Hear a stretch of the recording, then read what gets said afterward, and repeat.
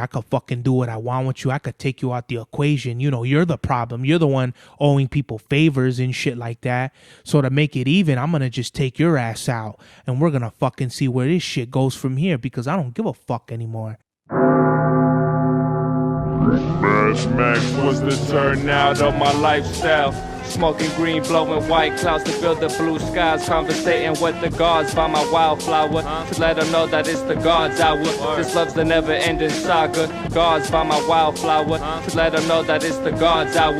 This love's the never-ending saga. Gods by my wildflower to let them know that it's the God's hour. This love's the never-ending saga. Gods by my wildflower to let them know that it's the God's hour. This love's the never-ending saga. Walk through the sands of times like Gara. On the other side of that gad is karma. You wet Prada, the devil like inside your box now. While the angels fly over my headstone.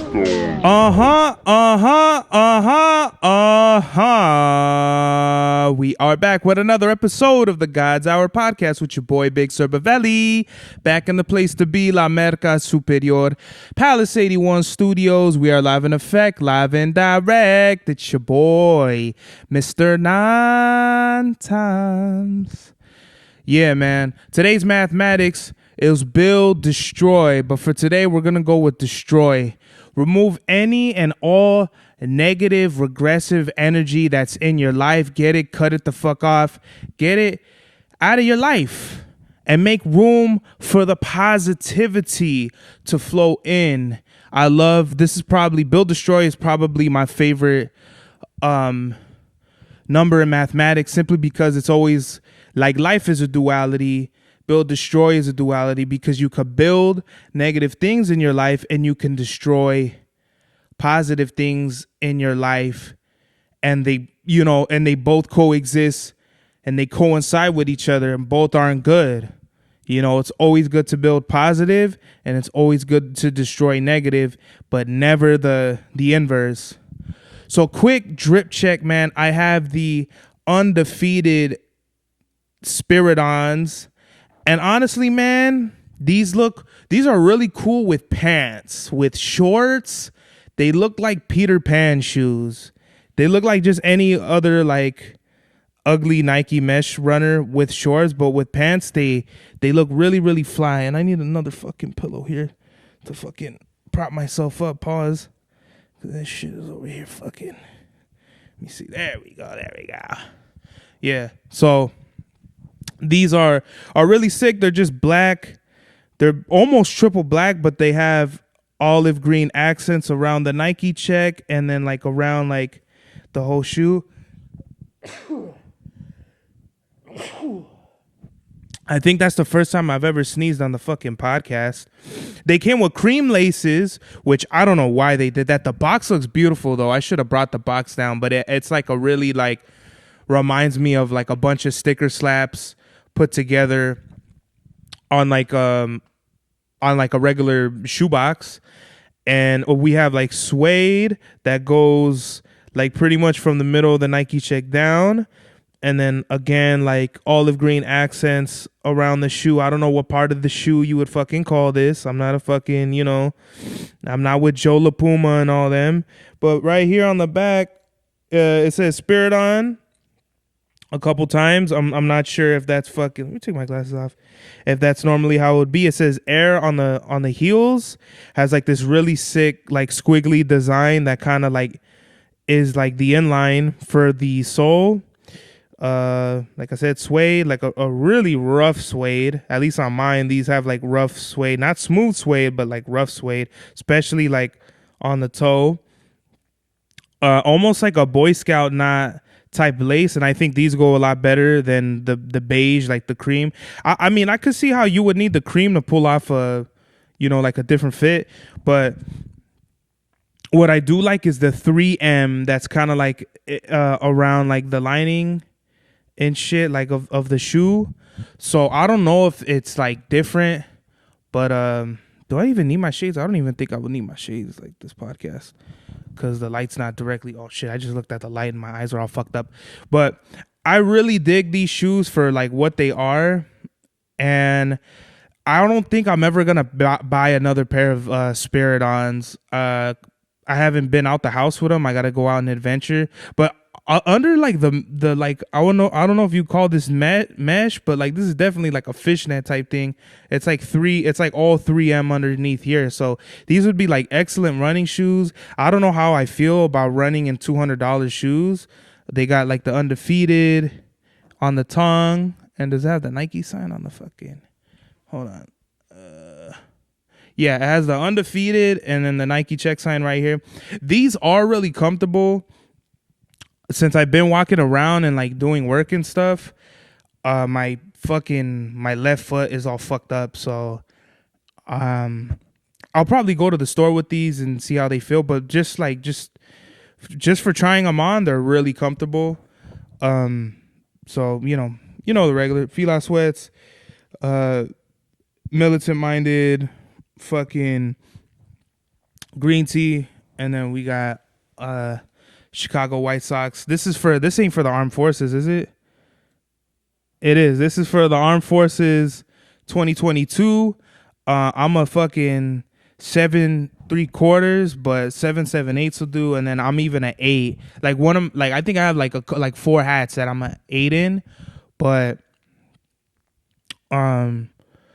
only like 1 or 2 of them like they fit my head. So that's why like when I buy online, 7 7/8 is pretty much where I go, because there's some 7 3/4 hats fitted that I have, and it's just a little too tight on my head.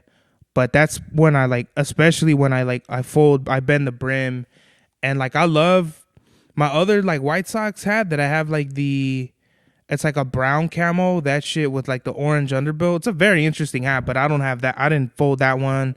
And I don't know if I'm going to fold this one either, because some hats is kind of like, I appreciate the flat bill, and other hats, like obviously, like the Dodgers and stuff, I feel like they look better with the bill folded. It's so funny like how I didn't really know how to feel. My eyes are getting cooked over here. How I didn't know how to feel with the bill folded, but now it's kind of like, now I got to pick and choose, you know what I mean? Especially if it's gonna be like for certain fits and all that shit. So I think this in particular, it works well. So my dad, he just shot the cover for Green Light 5. I'm barely getting like the cooking for the beats on it. I really need to hurry up, because we already burned through the first week of April, and I want to turn it in the middle of May. So I basically have a month to get this shit done. And I have pretty much like a majority of like what I think the beats would be, but what I don't want to happen, like, and I know I got 1 song for sure, so I got 8 more to go. 9 is the magic number. But last year I probably did like 8 songs that were gonna be for Green Light 4, and they went on 45 degrees. And I do not want that shit to happen again. But if it happens, it happens. And I think it has less to do with the beats or the songs not being good versus they don't fit the album. So like Dreams Come True was very close to making it. Dulces, same thing. All the ones that got cut were like very close to making it. It's just standing next to other tracks, they just didn't make sense to me. So I wanted to. So I got the album covers done, and like going back to the shoes and shit. I got the Babe Stan Smiths and the Jordan 3 on Mama Nye Jordans that I got. Those are cool too. And I wanted to showcase them on, but I'm like, why would I showcase them, like the shoes, when I could just wear them and like tell you how like I feel? So I think I'm going to do that. I think because you don't need to really like wear them that long for you to know like how they feel. If you wear them in the house, very hard to judge, but especially when you go out and you start really like breaking them in, then you'll see like, oh, okay, like I don't like them for this or that. Nike is like really famous for having a really good heel, but then like it like thins out on the palm of your foot. And I think I think all of them, like Monarchs and Defy All Days, they're all like that too. But I always wonder like how the shoes would look with like just as thick of a sole, like an Air Force or something like that. But those are basketball shoes, and I want something more that's like either running or fucking. I get that because if you're running and you're going heel first, it's obviously why they made these. But I'm trying to do like everyday shit. I think that's why I think Monarchs are my go-to, because they're like a trainer shoe. If they're not trainer shoes, I'd be very surprised, because the File Days and Air Monarchs are like fraternal twins in the shoe game. So I wouldn't understand how they wouldn't be that. Got a couple things I want to talk about. Couple things. Let's see. People are hitting me up, but I'm doing the show. Let's see. Off the top of my head, man, I just think like kind of putting the cap on the shoe shit is like I think I bought enough bricks now to where like now I think I won't buy as many bricks, and I'll like start getting the bougier shit, like the collabs and all that shit, just because it's more so I don't know, maybe I am like half a hype beast now, but I just feel like a lot of shoes that I have now are like I got them for what I got them for, like colors and styles and whatever else, right? So now it's just more so like I got what I wanted for like everyday fits. Now it's kind of like the specialties, so that's the next. It's really weird. Like what I'm eyeing next is like either snakeskin Air Forces, and I already have the ivory snakes, which I haven't worn, and that's what I mean. Like I would like to review those, but I haven't really gotten out in them to tell y'all. So like Clark Kent said, it always goes back to him, but wear your shoes. And I feel like I'm doing myself a disservice by I have at least like 6 pairs I haven't even worn, and then at least 80% of my collection I've only worn once or maybe even twice, if that. So I think what's on the horizon for me, definitely the Undefeated 4s off the top of my head. If they have like the grape Aqua 8s, the grape 6s, I think grape 6s or grape 5s, one of those.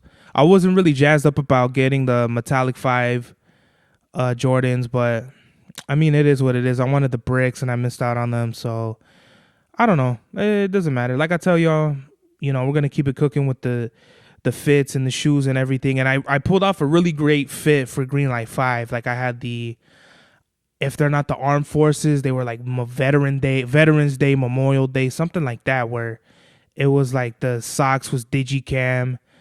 And it went really well. My dad, he's like my Federico Fellini. So he knows how to take like good pictures. I think he just needs to practice more. Cause like what I have in my head, I can't telepathically communicate that. I just like, shoot it like this and do it like this. And, he's gotten good photos for me. I think for him, it's just like the chemistry, like when I would shoot with Ray, it was like, this is what I want. I want to shoot it this way. And then Ray would kind of like put her knowledge with the camera and bring that to life. But that's, Pops was in training for that right there. He's going to be my wingman in cinematography. So it don't even matter. I was watching Raw, and where do I go first with Raw? Because I could do a whole breakdown of Raw and what I like and what I don't like, starting with the Tiffany Stratton Charlotte Flair promo was crazy. I don't know what to think of it, because it seemed like it was going somewhere on paper, but then once they went off script, it went entirely somewhere else. And I feel like you could tell Tiffany was very frustrated in the promo, and she was just basically throwing like low blow jabs at Charlotte. And I don't know if that's because Charlotte went off script first. I would imagine that's what it was. And the boos Charlotte were getting were like, dude, get the fuck out of here. So I think Charlotte held her own very well, of just eating up all the boos and just taking whatever the crowd and Tiffany had to throw at her. But Tiffany was coming at her with like, you'll never be as good as your dad and you're a fucking Nepo baby, to which Charlotte replied, I'm a Nepo queen. And Tiffany, the where it went left was when she said, You're 3-0. You're gonna be alone. You're gonna be alone in this business or whatever, and you're gonna be alone just like you are in real life. And she was like, "Oh, what's that record? 0-3 or 3-0," basically insinuating that she can't keep a husband because that's her like divorce record. She's been divorced 3 times, and she got out of the ring fast as fuck, like if she was gonna get hit. And I thought that was a little like, I don't know. I think she just did that to be like, fuck you, I'm leaving, I'm the champion, suck my dick. And Charlotte was there just smiling and stuff. You know the meme with the dog, he's like smiling, but everything's on fire? That's how Charlotte looked. And Tiffany didn't look that much better. It was just more so she's over here like feeling disrespected, so she's throwing low blows. I think the buildup is very weird. They kind of didn't do all that much building to it on camera. I think there's like one interview out there they did out of like WWE, and I didn't see it, but from what fans were saying, like Tiffany didn't really look good. And a lot of people are saying like Charlotte, like here we go again with like her, and it's all nepotism and all that shit. And I feel this could be controversial, but I feel like Tiffany should lose the belt and make Charlotte that much more of a bitch. So when the next time comes around, the next pay-per-view where it's Tiffany versus Charlotte, and they do build a really good story to this, it'll make Tiffany that much better in story, in character, and just everything about her. Because now I'm like nerd with like wrestling. Now I would just see some shit like this and be like, oh, it's cool. But now like I'm really getting into the nitty gritty. They didn't build the story up. The promos have been really weird and wonky, especially this last one. This last promo saved this story. Because if it was just another, oh, I'm the queen and, Tiffany, I'm gonna beat your ass at WrestleMania and then be the champion and all that shit. It'd be like, okay, like, where haven't we heard this shit before, But for this to actually add meat to the potatoes that's just been served as of late, I think it adds real validity to this story. Do I feel like Tiffany should retain? In some respects, but I really feel like Charlotte should win. And that's not because I feel like she deserves it or anything like that, but mainly I want her to win so Tiffany could look that much better when she beats Charlotte, because now the payoff is even more. This whole thing that they've done, like, it's a short amount of time. In 4 months, they could have actually done some really good story to the characters of Flair and Stratton. They didn't, though. It's just really wonky what they did. They could have been a lot of different places. Nia could have won the Rumble, so she could have, beat Tiffany for the belt at WrestleMania. And it could have been like, they could have done like a full circle, like, fuck you, I'm going to like get you back for backstabbing me. They could have gone a whole bunch of different fucking ways. Bianca, like EO, like they could have went a bunch of different ways. But for Charlotte to win, classic WWE. They put her at the end. She's like number fucking 30. She comes out, lets everybody fight each other or whatever. Then she's like the remaining 3 or 4. Then she wins. It's like, oh my God. Like, and it would have been, who was the champion at that time? Was it was Rhea. So it wouldn't have made sense for Rhea Flair because that's happened already. But, Flair, Tiffany did seem like a good choice because it's like, okay, the new guard and the old guard clash. It could have been like a passing of the torch, like maybe what there's been so many WrestleMania god damn it, fuck, I'm trying to think of like a big pay-per-view like WrestleMania where it was like the old, like, let's just say like a Jake the Snake, Stone Cold, something like that, to where it's like what was hot then versus what is hot now. I just feel like the story has no legs to it, and Charlotte should win anyway because it just doesn't make sense. Like Tiffany was a heel, then she became babyface as a champion. So, and she's not really the underdog. Charlotte's the underdog. She's the one that's over here like, fuck you, I'm going to get my title back. And Tiffany's like, I'm the champion. So it's like, you're a face. You're not the underdog. So what's making me feel like you should win? I definitely don't feel like Charlotte should lose. She should definitely win. But that's not because I feel like she's a good wrestler or any of that shit. It's just there's no meat on the bone to this fucking story. And that's, I don't know if it's WWE's fault or creative or whoever it is. Like, we can't even really nitpick that shit now. It's just, here it is. We finally got a good story 2 weeks before WrestleMania. How is that helping Tiffany? It's like none of this has made her look good at all, which goes into my next point. Io Sky, what the fuck are we doing with her and these triple threat matches that are going on? The CM Punk, Seth, and Roman match makes really good sense as a triple threat because they all have history with each other. They've all talked shit. They all this is long-term. This is a great example of a good triple threat match that has really good storytelling behind it. This triple threat with Bianca, Rhea, and Io makes no fucking sense to me as a story because there's really no history besides the fact that they all started in NXT together. So I know that they're trying to create real drama, but to me, I'm just not buying it. I'm not into this. Io's the champion. She could give a fuck. She can't cut a promo.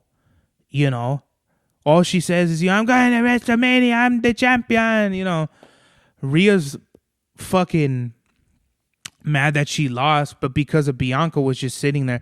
This is another one where I don't understand the story at all. The story is bullshit, and I'm not invested to it. And that sucks because on paper, Bianca, Rhea, Io, this should be a 5-star match on paper. Right now, what I'm seeing, we're gonna get a 1 fucking star match because I really don't know. Maybe like as a match, it'll be really good, really well. But honestly, bro, I think Io should go back to being a heel.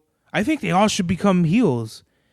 Like Bianca and Roman are in this thing where when they turn face, it's almost like they didn't turn all the way face, especially with Roman. Because Roman still acts like a dick.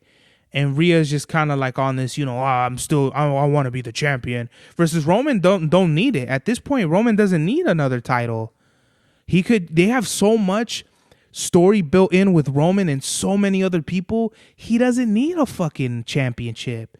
He just needs a really good opponent and a really good story. And here he is main eventing fucking WrestleMania with Io and with this triple threat. Oh my God, I love Io Sky to death. And the fact that they're still doing they're shoving, like they're throwing Io, basically like saying like fuck you, like get out of my way, you're not worthy. It's like, why is she even the champion if this is where we were gonna go? I'd rather have Rhea retain the title and then it just be straight Bianca and fucking Rhea. That makes much more sense to me. That they could have done a way better storyline versus they have to get what's his name, fucking whoever the general manager is and the thing, and ladies, all this just like, this ain't a story, bro. This is like three broads that want the title. Like, no disrespect, but this is how it feels. It feels like these 3 fucking chicks that just want to be the champion, and there's no fucking story to it. There's no like, why do they want it? There's no backstory. Why do they feel like they should have it more than the others? And I feel like Bianca has a better thing going on with her, and it feels like she's going to turn heel. But I really feel like if anybody should win this match, it should probably be Bianca, and I hope she turns heel. I would love for Io to retain, but she should lose just for them to figure out what they're going to do with her story, because I feel like she can't cut a promo. And there's no story to this. I definitely don't feel like Rhea should win the title, because it's like the whole story with her and Liv, like the whole last year was bullshit. It had really good, like a really good foundation in the beginning, but then they lost me. Like they lost it. It's just like, I don't know. I don't understand what the fuck is going on. at some point with the Judgment Day and Liv taking over and all that shit. Like, you could sick tell. Like, now they're trying to figure out, okay, like, now Liv and Raquel are champions, tag champions. Obviously, they're doing something with Finn and Dominic battling out for the Intercontinental title. So I feel like they're doing really good on that side. But just some of these stories I'm not buying, and I don't understand what's going on. I feel like the fatal four-way that they're gonna have with Braun, Penta, Finn, and Dominic, that'll be a really good match. But this story is like, I don't understand it. Penta can't really cut a promo. Braun is just a really great wrestler. Finn and Dominic can tell a really good story, but it just felt like they threw Penta into this shit. This would have been a more interesting as a triple threat with Braun, Dom, and Finn, instead of like throwing Penta in it. I know he wanted, in January he said, or at some point he said he wanted to be Intercontinental Champion. Okay, but you don't need to be at WrestleMania already, like he could have fucking wrestled somebody else and it would have been like a great WrestleMania match. I just feel like they're rushing things and they're just throwing shit at the wall and seeing what sticks right now. What else do we have that I'm really not a fan of? Is that it? Let me see. Let me go to my notes. The whole John Cena Cody thing, it's weird because it'll be like, I don't understand what's going on. Oh, okay, I see it. And then I don't understand. So I really don't. We haven't got to like why John Cena turned heel. We haven't got that explanation other than the fact that he feels like mental issues and all this bullshit. He doesn't feel appreciated. Okay, that's great, like on paper, but I'm just not convinced. Like, I'm not convinced. Like, the reason you took 20 years to become a heel is because you're sick of the fans? Come on, man. That's not valid. He should have came out with something like, oh, actually, no, he did. Like, actually, no, I'll take that back. He kind of did have a good reason because everything he did for the fans, it wasn't enough for them. So I guess we kind of got the why, but like the real reason why he aligned himself with The Rock in that sort of manner. Like, why did you turn heel with The Rock? What did The Rock give you for you to align with him? That's the $1 million question. So,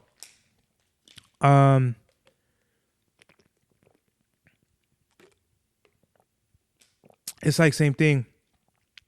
Elimination Chamber was March, so they had basically 2 months to get a story going for Cena versus Cody Rhodes. Like, you got to think, bro. The last 2 WrestleManias, Cody and Roman had very, very long-term stories to get their title matches together. A lot of this shit was going on now has fucking been like quick, like refrigerator, like, oh, we'll microwave, like, oh, we'll just put this shit together and let's see what happens. Like, no, bro.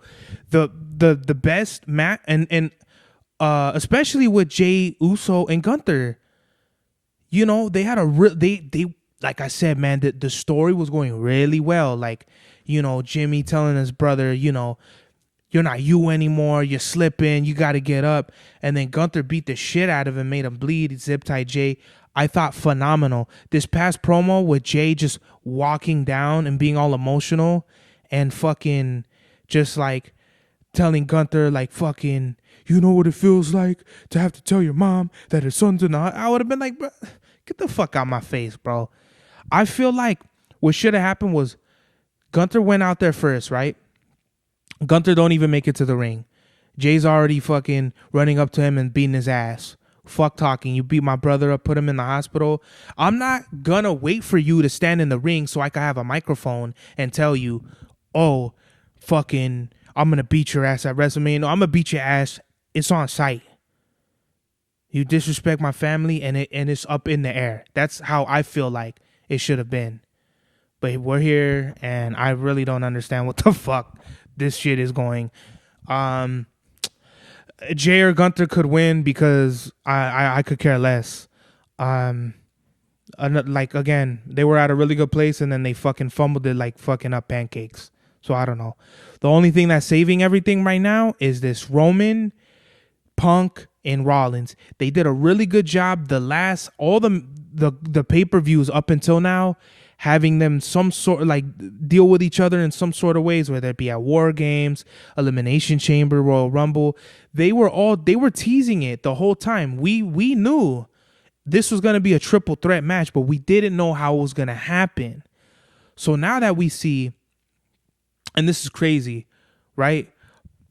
Paul is aligned with Roman. Heyman and Punk are best friends. Punk owed Heyman a favor for the War Games match. But then we have Rollins.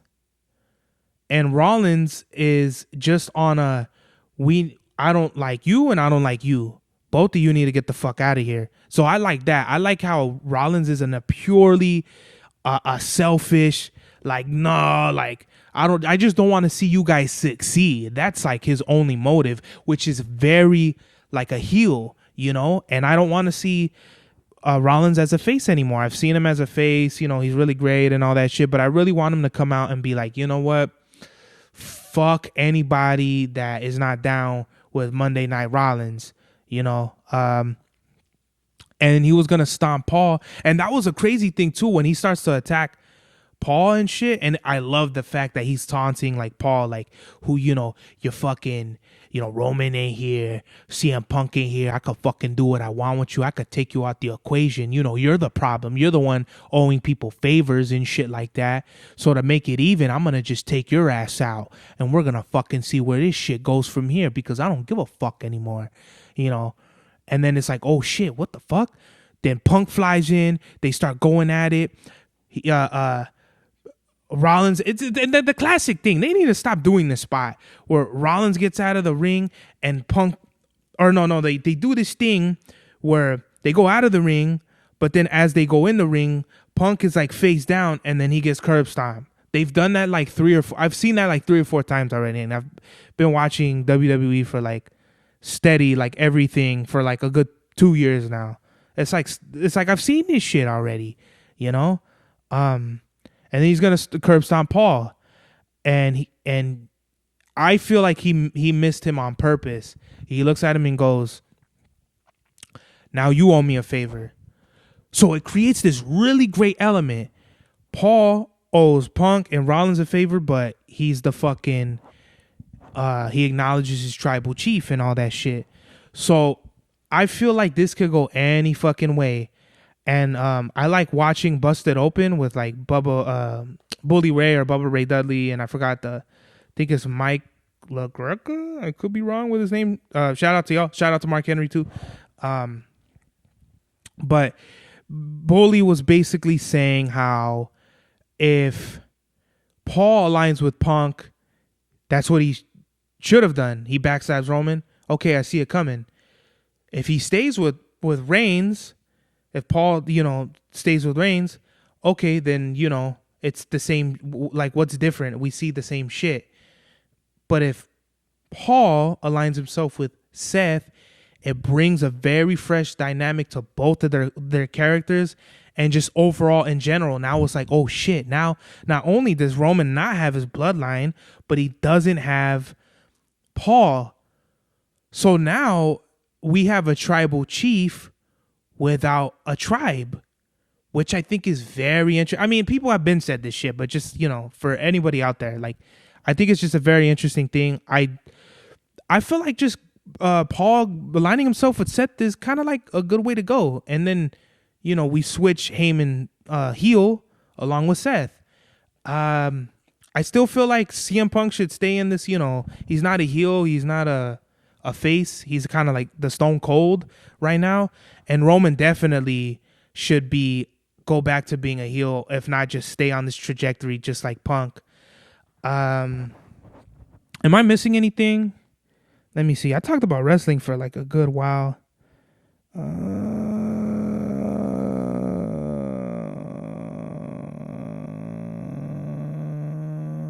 Oh, here we go.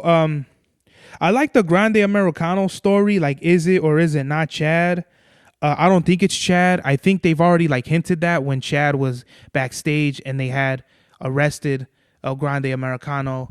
I wouldn't be surprised either way if it was Chad. Okay, like we've all been teasing it, but the way they've been going about it, like Rey Mysterio, that's definitely El Grande Americano.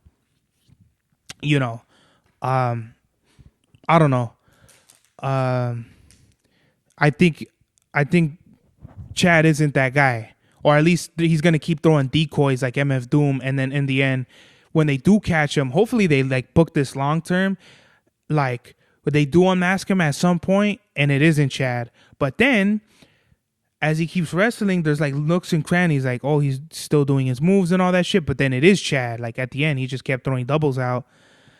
So it's gonna be Ray versus El Grande Americano at WrestleMania. Hopefully they try to take his mask off and they just keep going with the story. I'm really interested. I didn't know at first. I was like, fuck this racist bullshit. Like, you know, and it's just like this white dude in a mask. It's like, come on, bro. Like, fucking shocker. You know, white people appropriating Mexican culture. You know what I mean? But I really do feel like this shit got the legs to run a good story. And, yeah, we'll definitely see what's going on with wrestling. I finished Squid Games. I really love how Squid Games, I don't know if I talked about this, but I really love how it wrapped up, where it's like the whole cat and mouse. We got the front man and Jiun. They're kind of like, Jiun doesn't know that the front man is in his face, but the guy knows, and he's like trying to like basically figure Jiun out. Like, what is this guy? Like, why does he care about these people and all that? He's basically telling them like, fuck these people. They made their choices and life is hard and it is what it is. But like Jiun is like, no, like I believe in people and all that shit. And I just love the end, how Jiun kills like the other dudes, like, you know, betrays them. And then he goes back to being the front man. And now with the new season, I think it's slated for June. We're going to see a conclusion, because I think they said after this, the Squid Games is over. So obviously the fisherman guy, I knew he was in on it the whole fucking time. But he kills that one guy. And now the front man and the fisherman guy are like the same character, where they deceived everybody. And I know it too. Like, oh, like I know, you know, this island doesn't exist. I fucking been around. Like, yeah, if you know everything, then you would know already. But, you know, you're in on it too, bitch. So Squid Games was was a really well done series. The first and second season. Like I said, I think just overall I like the first season a lot more, but I just really like how they took the second season. Like, you know, where was it going to go from here? You know, was he going to keep playing the fucking games and getting in depth? No, he wanted to go back and figure it the fuck out. So shout out to Squid Games. I think I'll give Squid Games the first season 9.5, and I think I'll give season 2 a 9.1. Last Friday is confirmed. They got a script done and everything. So I think Ice Cube and all them have been waiting to shoot. Hopefully this shit really does come to life, because I'm really trying to see what's cracking with Friday. I feel like they should have been done this album, but it's been in limbo, like production limbo. So, you know, are we going to get Cat Williams? Are we going to get fucking, you know, Terry Crews? Where is this going to go, you know? I really don't see Chris Tucker coming back. Obviously, Tiny, Ezale, and John Witherspoon are no longer with us. And I don't know. They could do a lot. Like, if Chris Tucker comes back, they could still make a banger with just Chris Tucker, Mike Epps, and Cat Williams. Guarantee you. So that'll be last Friday. Oh, check this out. The CHP, the California Highway Patrol, today are actually, they said they were going to be looking out for distracted drivers and enforcing the law more on distracted drivers. And it's like, that's cool and all that shit, but why make it distracted drivers? There's a lot of, I get it, but there's a lot of shit out here, guys. Like, why does it need to be this, you know, oh, we're going to go full frontal assault on, you know, this type of shit? It's like, no, bro, why can't y'all just do your jobs? You know, just do your fucking jobs. Like, this should be turning into something else. I really don't like this shit to where, like, Why do the cops be like, and you know they set it up to where it's like they're hitting everybody for their quotas at the beginning or the end of the month. Like this shit been nothing new. You know, for them to come out and say like we're gonna hit you for distracted driving. Check this out. I see people on their phones driving all the time, and I never see nobody get pulled over for that. I see people get pulled over for speeding and traffic accidents. Nothing else really. You know what I mean? Not saying that the cops ain't doing their job, but for people to come out and be like, we're looking for people that distracted. Y'all distracted, bro. Y'all are over here on your fucking little iPads or whatever in your cars. That ain't distracted driving. You know, when you go past, you know, a red light, that ain't distracting nobody. I don't know, man. That's just whack as fuck to me. CHP got to get their shit together. It's the Imperial World Order over here. The guy Fahim is releasing an album every day. I respect the hustle, but bro, I listen to his shit and it's not even mixed well. You could sick tell like he just put his vocal over the beat and just like boom, that's the mix. You know, I really don't see Fahim putting like time and effort into his music, and I think that's always been the problem with me as a listener. I respect Fahim as an artist. He's really great. I just feel like somewhere after like Dumb God 5, I was like, he can just stop making music. You know, get out of the way. I don't want to see you anymore. You know, it's like the whole thing with wrestlers when they stay too long wrestling. No one wants to see you anymore. Just leave and then come back, like a Rock or the Stone Cold. The Rock can forever be loved in wrestling because of the great matches he put on in like the 5-6 years he was in the company, and then he left. So he could always he could always come back riding on the I was the greatest, and you're gonna treat me like that every time I come back. Fahim ain't doing that with his music. He's just like another tape, and then these other fucking dickheads, oh, we're gonna do a tape, woo, you know what I mean? Yeah, like that ain't cool. That ain't cool to me at all, bro. Like, I love the God Fahim's music, and I really want him to put a great body of work together that like puts like really good replay value and longevity. You know, I feel like there's a lot of Fahim. Like, I feel like for Fahim, he's like a playlist type of artist where you pick each song out from every album and you get a banging ass album or playlist.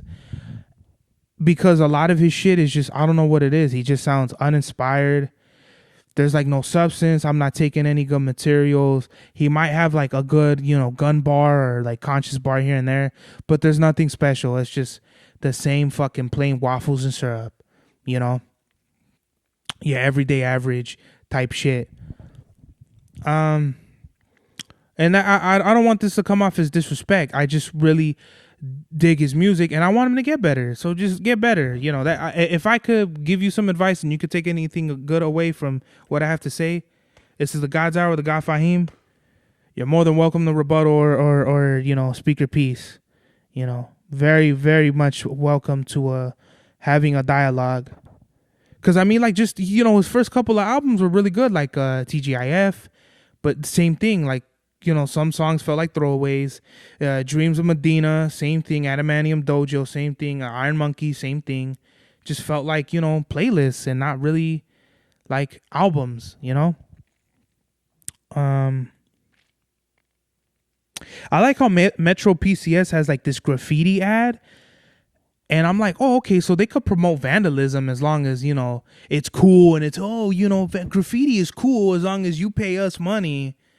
You know what I mean? Like, it's so stupid. Like, graffiti is such a, like, people take it and, like, they're not of the culture, whatever brands it be, and they just take it and they prostitute it into their own bullshit. And it's like, fuck y'all, you know, companies, they'll sell you death, they'll sell you illegal crimes, they'll sell you all kinds of bullshit as long as it fills their money up. You know, but that just look at where we are. We're in life right now with the kid that, you know, the coach molested him or something and then he killed him. And it's like shit like this goes on around and people like don't care. Like they just look at him, they're like, wow, you know, but nothing really happens, you know? So like, I just look at these things and I'm like, wow, what the fuck is going on with the world where, you know, the things that get promoted, the things that we see, the news and all that shit, and people aren't around scratching their head thinking, maybe we should like kind of fix some of these things. No, people just watch this shit. They're robots. They go to work. They come home, and that's it. What does Absol say? He says something. Eat your fast food. Use your fluoride toothpaste. Thank God you're alive. Like some shit like that. Like, fucking just be a robot. Just don't worry about nothing. People that just they fucking post about whatever's going on in the world like they really give a fuck. You don't give a fuck, bro. You care about how other people see you. How like, people are more worried about what others think they're thinking than what they actually think. That's why I had to actually like I dropped Explosive Dart Specialist. Shout out to Obi out there.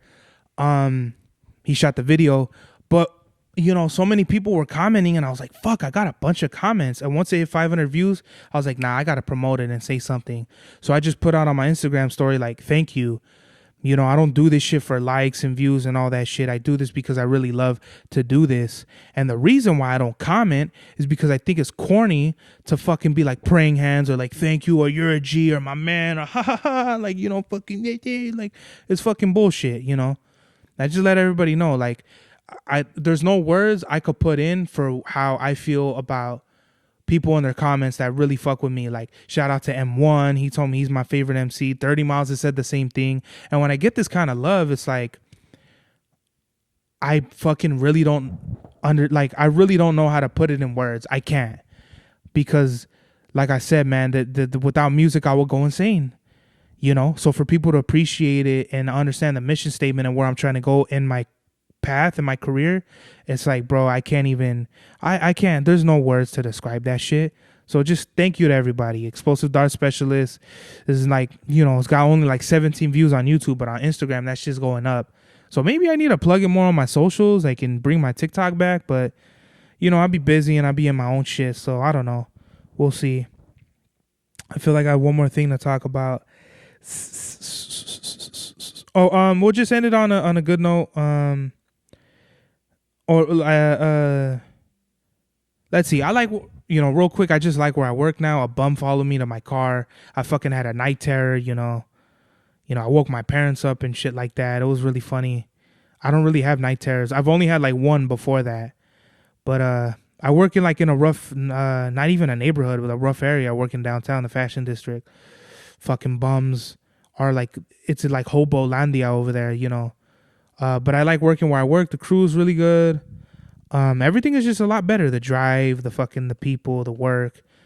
The only thing I don't like about it is the bums. And, what can you do? It's fucking LA. Everywhere else you go, any other division, it's the same shit. But I feel like the place I work in particular probably has the worst, where I got followed to my fucking car, I don't know if that happens to every other division. Maybe Union Station, but I can't think of any other shit where you're directly in the line of fire of fucking the homeless. And Presley, it's so funny because I buy him like these, like, these little things, wet food, and it got peas in it. There's only 3 peas in there. He eats everything but the 3 peas. And I was like, he's a fucking baby. Because as a kid, I was like, fuck out of here with these vegetables. I ain't gonna eat these vegetables. Fucking think, the fuck you think this is, bro? You the biggest loser? Like, I ain't gonna fucking eat these veggies. So I thought that was really cute. And I want to share that with everybody. Because, I really do look at my dog as like my baby boy.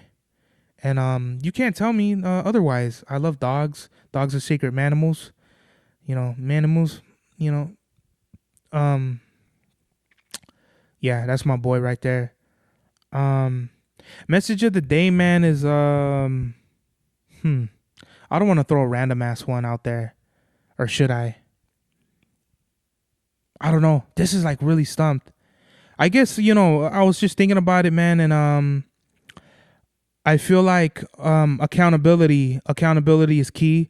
I feel like a strong message of the day is accountability, because you could point your fingers at people and that don't mean shit. Blaming people ain't gonna solve nothing in your life, bro. Like, really, what is it about what's going on in your life that you could really take into account and be like, okay, these things are happening because I allow it, or these things are happening because of A, B, and C, and I need to do X, Y, and Z. So just make sure whatever it is that's going on in your life, you take it into account and you be like, let me assess this situation and do better. This is the God's Hour. Max was the turnout of my lifestyle. Smoking green, blowing white clouds to build the blue skies. Conversating with the gods by my wildflower to let them know that it's the God's hour. This love's the never-ending saga. Gods by my wildflower to let them know that it's the God's hour. This love's the never-ending saga. Gods by my wildflower to let them know that it's the God's hour. This love's the never-ending saga. Gods by my wildflower to let them know that it's the God's hour. This love's the never-ending saga. Walk through the sands of times like Gara. On the other side of that gad is karma. You wet Prada, the devil like inside your box now. While the angels fly over my headstone.